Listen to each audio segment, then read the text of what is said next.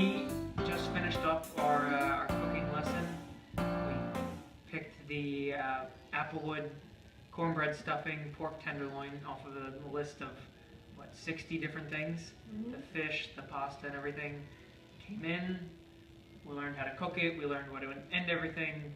We did different sides. We did the shrimp teeny. We had a side of potatoes, side of asparagus, the salad. We learned how to cook everything, and it all ended up absolutely delicious.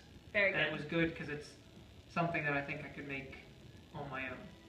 Mm-hmm. So while we were eating, he cleaned up. It was very nice. the kitchen's He brought dessert. Very good as well.